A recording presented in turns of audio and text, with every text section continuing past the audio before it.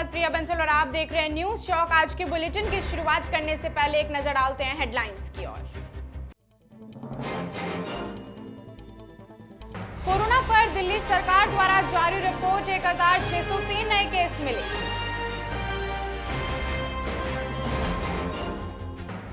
रक्षा मंत्री राजनाथ सिंह कोरोना संक्रमित Indian air force के कमांडरों के सम्मेलन में भाग लेना था। सेम सेक्स मैरिज पर लगातार सुनवाई, केंद्र और याचिकाकर्ताओं की दलीलें सुनी।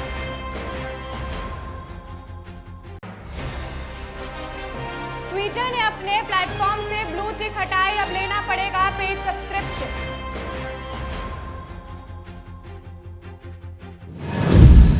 अब खबरें विस्तार से। दिल्ली सरकार द्वारा जारी रिपोर्ट के अनुसार राष्ट्रीय राजधानी में बीते 24 घंटे में कोविड-19 के 1603 नए केस मिले हैं, जबकि 1526 मरीज संक्रमण से उभरे हैं। इस दौरान दिल्ली में कोविड-19 से संक्रमित 3 मरीजों की मौत भी हो गई है। दिल्ली में फिलहाल कोविड-19 के सक्रिय मामलों की संख्या 6120 है। देश के रक्षा मंत्री राजनाथ सिंह कोरोना संक्रमित हो गए हैं। नई दिल्ली में इंडियन एयरफोर्स के कमांडरों के सम्मेलन में भाग लेना था, लेकिन कोरोना पॉजिटिव होने के कारण उन्होंने भाग नहीं लिया। उन्हें माइल्ड सिम्टम्स है और ये क्वारंटाइन में है। सेम सेक्स मैरिज को कानूनी मान्यता देने की मांग देने वाली 20 याचिकाओं पर सुप्रीम कोर्ट में लगातार चौथे दिन सुनवाई होगी। पिछले 3 दिन की सुनवाई में सुप्रीम कोर्ट ने केंद्र और याचिकाकर्ताओं की दलीलें सुनी हैं। ट्विटर ने अपने प्लेटफॉर्म पर वेरीफाइड अकाउंट से ब्लू टिक हटा दिया है। कंपनी के मालिक एलन मस्क ने 12 अप्रैल को ही इस बारे में ऐलान किया था। उन्होंने बताया था कि 20 अप्रैल के बाद से उन अकाउंट से ब्लू टिक हटा दिया जाएगा जिन्होंने पेड सब्सक्रिप्शन नहीं लिया है। International cricket bookie Anil Jethmalani के खिलाफ मनी लॉन्ड्रिंग मामले में जांच कर रहे प्रवर्तन निदेशालय को जय सिंघानी से जुड़ी 100 करोड़ रुपए की कई प्रॉपर्टीज मिली हैं। सूत्रों के मुताबिक ज्यादातर प्रॉपर्टी होटल, फ्लैट और दुकानों के रूप में है। भारत के विदेश मंत्री एस जयशंकर ने सूडान के लगातार बिगड़ते हालात पर संयुक्त राष्ट्र महासचिव एंटोनियो गुतेरेस से मुलाकात की है। दोनों के बीच सूडान की जंग, भारत की G20 अध्यक्षता, यूक्रेन युद्ध सहित कई मुद्दों पर चर्चा की गई है। दुबई से दिल्ली जा रही एयर इंडिया की फ्लाइट में एक पायलट ने 27 फरवरी को DGCA के सुरक्षा नियमों का पालन नहीं किया। उन्होंने कॉकपिट में अपनी महिला मित्र को एंट्री दे दी। दोनों 1 घंटे से ज्यादा कॉकपिट में रहे। क्रू ने इसे लगातार शिकायत की है। इसके बाद मामले की जांच शुरू कर दी गई है। बिहार के बिरौल के मास्टर चौक पर कुछ बच्चों से मारपीट हो गई। इस दौरान पत्थरबाजी भी हुई। मामले की जानकारी मिलते ही पुलिस मौके पर पहुंची। DGP बिरौल मनीष चंद्र चौधरी ने बताया कि अभी स्थिति कंट्रोल में है। पुलिस मौके पर कैंप कर रही है। गुजरात के अरावली में एक पटाखा कंपनी में आग लग गई। हादसे में 4 मजदूरों की जिंदा जलने से मौत हो गई। धुआं काफी दूर से दिखाई दे रहा था। सूचना मिलते ही फायर ब्रिगेड की 2 गाड़ियां मौके पर पहुंच गई थी और तुरंत आग पर काबू पाने का काम शुरू कर दिया गया था। असम और अरुणाचल प्रदेश के बीच 1972 से चले आ रहे अंतर्राष्ट्रीय सीमा विवाद को सुलझा लिया गया है। असम के मुख्यमंत्री हेमंत बिस्वा शर्मा और अरुणाचल के मुख्यमंत्री प्रेमा खांडू ने दिल्ली में गृह मंत्री अमित शाह की मौजूदगी में एक MOU पर साइन किया है। दिल्ली के साकेत कोर्ट में फायरिंग की घटना में एक महिला घायल हो गई। मौके पर पुलिस मौके पर मौजूद रही। इसके बाद 4 राउंड फायरिंग भी हुई। एक व्यक्ति वकील के वेश में आया था जिसने गोलियां चलाई। घायल महिला को एम्स में भर्ती करवाया गया है। ट्विटर ने अपने प्लेटफॉर्म पर वेरीफाइड अकाउंट से ब्लू टिक हटा दिया है। कंपनी उन अकाउंट से ब्लू टिक हटाए हैं जिन्होंने ट्विटर ब्लू प्लान के मुताबिक भुगतान नहीं किया था। इसमें राहुल गांधी, यूपी के CM आदित्यनाथ, विराट कोहली, रोहित शर्मा, अमिताभ बच्चन, सलमान खान, शाहरुख खान और अक्षय कुमार जैसे कई बड़े नाम शामिल हैं। TMC महुआ मोइत्रा ने कहा है कि बिजनेसमैन गौतम अडानी से मुझ तक पहुंचने की कोशिश की, लेकिन उन्हें दरवाजा तक नहीं मिली। इसमें दाखिल होना तो दूर की बात है, मेरे पास उनसे बातचीत करने के लिए कुछ भी नहीं है। मेरा मानना है जब तक सरकार अडानी से जुड़े मामले में कार्रवाई नहीं करती है, किसी भी नेता को उस शख्स से संबंध नहीं रखना चाहिए। केंद्रीय गृह मंत्री अमित शाह कर्नाटक के दौरे पर जाएंगे। विधानसभा चुनाव कार्यक्रम की घोषणा के बाद वे पहली बार राज्य के 2 दिवसीय दौरे पर रवाना होंगे। वे मैसूर के शासक टीपू सुल्तान की जन्मस्थली देवनहल्ली में भी रोड शो करेंगे। प्रधानमंत्री Narendra Modi civil services day पर दिल्ली के विज्ञान भवन जाएंगे, जहां वे IAS अधिकारियों को संबोधित करेंगे। इसी के साथ वे अच्छा काम करने वाले ऑफिसर्स को पुरस्कार भी देंगे। कर्नाटक में विधानसभा चुनाव के लिए भाजपा 30 अप्रैल को चुनाव अभियान शुरू करेगी। इसकी शुरुआत प्रधानमंत्री नरेंद्र मोदी के रेडियो प्रोग्राम मन की बात 100वीं कड़ी में होगी। इस दिन पर 224 विधानसभा सीटों में पार्टी के प्रत्याशी और पदाधिकारी पीएम के मन की बात की कार्यक्रम को सुनेंगे। कांग्रेस नेता राहुल गांधी दिल्ली के मुखर्जी नगर पहुंचे, जहां उन्होंने यूनियन पब्लिक सर्विसेज कमीशन और कर्मचारी चयन आयोग की सिविल सेवाओं की भर्ती परीक्षा की तैयारी कर रहे स्टूडेंट से बातचीत की है। जम्मू कश्मीर के पुंछ जिले में सेना के ट्रक पर आतंकियों ने फायरिंग की। इसके बाद ट्रक में आग लग गई, जिसमें झुलसकर 5 जवान शहीद हो गए। प्रयागराज के क्वालिन हॉस्पिटल में एसआईटी ने माफिया अतीक अहमद और अशरफ की हत्या का सीन रिक्रिएट किया है, जहां 2 युवकों को अतीक और अशरफ बनकर लाया गया था। जिस तरह वहां मीडिया कर्मी बनकर आए शूटर्स ने गोली मारी थी, ठीक वैसा ही सीन दोहराया गया है। इसके बाद अतीक अहमद और अशरफ बने युवक जमीन पर गिर गए और जमीन पर तड़पने लगते हैं। सीन रिक्रिएट करने से वारदात के हालात समझने में मदद मिलेगी। 2002 के गुजरात दंगों के दौरान हुए नरेगा कांड से सभी 68 आरोपियों को अहमदाबाद की सेशन कोर्ट ने बरी कर दिया है। घटना के 21 साल बाद सुनाए फैसले में कोर्ट ने कहा है कि आरोपियों का दोष साबित करने के लिए पर्याप्त सबूत नहीं मिल रहे हैं। दिल्ली शराब नीति घोटाले में जुड़े सीबीआई के केस में दिल्ली हाईकोर्ट के मनीष सिसोदिया की जमानत याचिका पर सुनवाई की है। हालांकि हाईकोर्ट में सिसोदिया को जमानत नहीं मिली है। वारिस पंजाब डे के चीफ अमृतपाल की एनआरआई पत्नी किरणदीप कौर को अमृतसर एयरपोर्ट पर इमिग्रेशन अधिकारियों ने रोक लिया।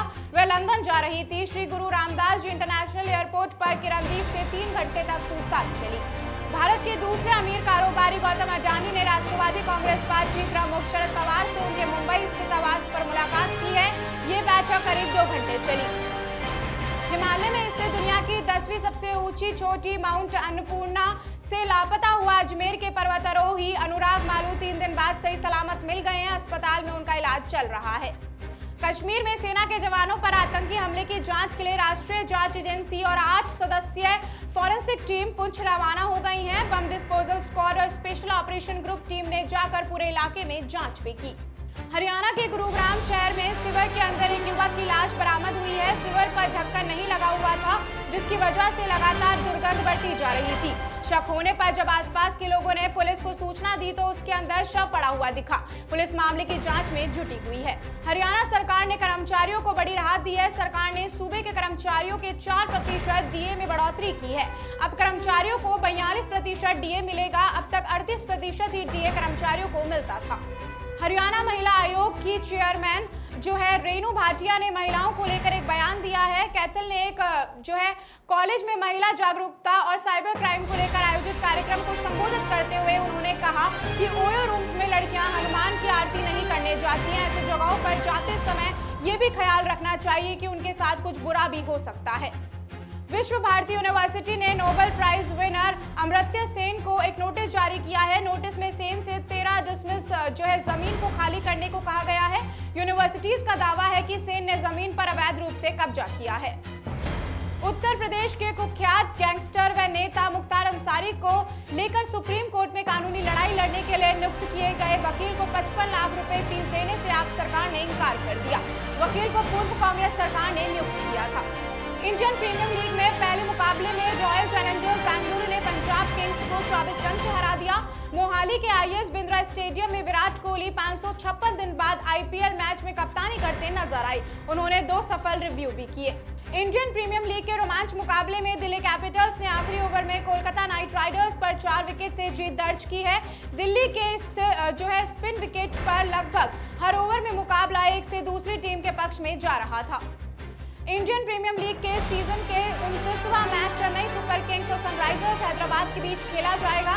मैच चेन्नई के चेपाक स्टेडियम में शाम 7:30 बजे से होगा। चेन्नई को अब तक 5 मैच में से 3 जीत और 2 में हार मिली है। वहीं हैदराबाद में 5 में से 2 में जीते हैं। ईरान की सेना ने अपनी ताकत दिखाने के लिए मिसाइलों से लैस करीबी 200 ड्रोन्स की फोटो जारी की है। ईरान के सरकारी टीवी चैनलों ने तेहरान के पास दुनिया के सबसे घातक ड्रोन्स होने का दावा भी किया है। उन्होंने कहा है कि ये ड्रोन्स एक खुफिया बेस में रखे गए हैं। हालांकि बेस की लोकेशन कहां है ये किसी को नहीं पता है। रूस यूक्रेन जंग के बीच रूस ने गलती से अपने ही शहर में बमबारी कर दी। यूक्रेन बॉर्डर पर बसे बेलगोरोड शहर के ऊपर से रूस का सुखोई 34 फाइटर जेट गुजर रहा था। तभी पायलट ने गलती से बम डिजेक्ट कर दिया। हमले में 2 महिलाएं घायल हुई हैं, वहीं इस बिल्डिंग को भारी नुकसान भी पहुंचा है। आखिरकार जो बाइडेन ने साफ कर दिया है कि वो 2024 में होने वाले यूएस प्रेसिडेंट इलेक्शन में उतरने का मन बना रहे हैं। उन्होंने 15 अप्रैल को आयरलैंड में एक रैली में कहा कि वो इसकी तैयारियां कर रहे हैं। लग्जरी ग्रुप LVMH के प्रमुख और दुनिया के सबसे अमीर शख्स बर्नार्ड अर्नोल्ड रिटायरमेंट की तैयारी कर रहे हैं। इससे पहले वो अपनी बच्चों को ग्रुप की जिम्मेदारी संभालने के लिए तैयार कर रहे हैं। हालांकि अभी इस बारे में जानकारी नहीं मिली है कि वे अपने पद किसको देंगे और कब छोड़ेंगे। दुनिया का सबसे ताकतवर रॉकेट लिफ्ट ऑफ के 4 मिनट बाद गल्फ ऑफ मैक्सिको के 30 किलोमीटर ऊपर एक्सप्लोड हो गया। इसे टेक्सास के बोका चिका से लॉन्च किया गया था। ये स्टारशिप का पहला ऑर्बिटल टेस्ट था। पाकिस्तान के विदेश मंत्री बिलावल भुट्टो जरदारी ने 4 मई को भारत दौरे पर नई दिल्ली पहुंचेंगे। वो 4 से 5 मई को गोवा में होने वाली शंघाई कॉरपोरेशन ऑर्गेनाइजेशन के विदेश मंत्रियों को मीटिंग में हिस्सा लेंगे। पाकिस्तान के विदेश मंत्रालय ने इसकी पुष्टि की है। संयुक्त राष्ट्र संघ ने आंकड़े जारी कर बताया कि भारत में जो है आबादी के मामले में चीन को पछाड़ दिया है। इससे ठीक एक दिन बाद चीन ने भारत के लोगों को लेकर विवादित बयान दिया है। चीन के विदेश मंत्रालय के प्रवक्ता बैग वेबनिन ने कहा है कि किसी देश की आबादी की नहीं बल्कि उसकी क्वालिटी भी जरूरी होती है। साल का पहला सूर्य ग्रहण खत्म हो गया है, लेकिन भारत में इसका असर नहीं दिखा। सूर्य ग्रहण की शुरुआत सुबह 7:04 पर हुई, जो कि 12:29 तक जारी रहा। इसका ज्यादातर असर ऑस्ट्रेलिया और उसके आसपास के इलाकों में देखने को मिला है। प्रधानमंत्री नरेंद्र मोदी और अन्य केंद्रीय मंत्री संघ अपनी माइट तस्वीरों का इस्तेमाल कर लोगों से ठगी करने वाले एक शख्स को यूपी STF ने ग्रेटर नोएडा से गिरफ्तार किया है। पुलिस के मुताबिक आरोपी महाराष्ट्र के एक न्यूज चैनल चलाता था और उसमें नुकसान होने पर वह ठगी करने लगा था। गुरुग्राम में एक मंदिर में सफाई के दौरान मूर्ति टूटने पर एक शख्स को कथित तौर पर पीट कर हत्या कर दी गई।